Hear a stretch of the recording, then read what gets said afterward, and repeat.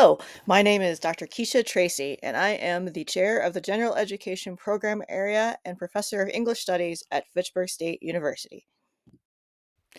Have you ever had a student in a general education course, or maybe an advisee in an advising session as you're deciding on classes, ask that question, or some variation of it, why do I have to take this course? What if there was a way we could work together across the curriculum and across our universities to help with this question and to help students understand the real significance behind their general education? For a moment, let's think about a great man. His name, John Lewis, famous civil rights activist, congressman. He was a part of history and he made history. John Lewis was famous for many speeches, but one phrase that kept coming up over and over again was his call for people to get in what he called good trouble, necessary trouble. He defined this as voting, participating in the democratic process, but he also defined this as studying and learning the lessons of history so that we could make things better for the future. In his book, Lewis talks about how creating change isn't spontaneous. The people in the civil rights movement studied, strategized, organized, trained, and prepared to take action. They studied the history and then they put that into action. General education provides a foundation for that study. If we take a look at that list that he talks about, it's pretty much everything that's in general education. And then if we talk about why people want to be a part of movements, a part of change and creating a better world, he talks about how sometimes you have to be willing to turn things upside down to make them right side up. It takes empathy and knowledge to be able to understand why people want to do that and need to do that. If we start asking students, what is your issue? What is your passion? What do you want to change? I think we'd hear a lot of different answers.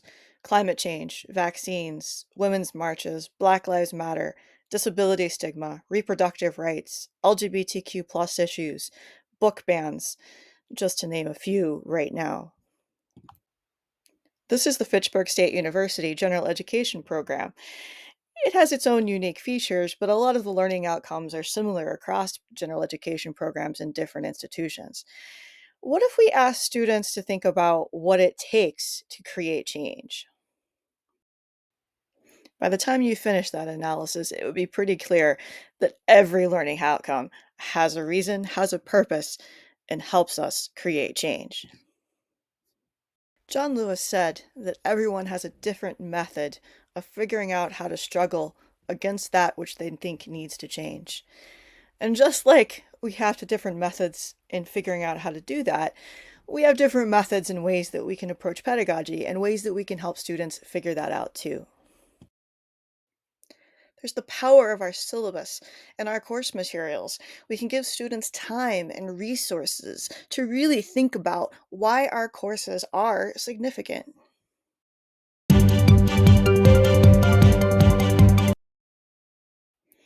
And breaking news, there's even an OER textbook, Why Do I Have to Take This Course? A Guide to General Education, coming out through the Rotel Project to give students structure for thinking about this question.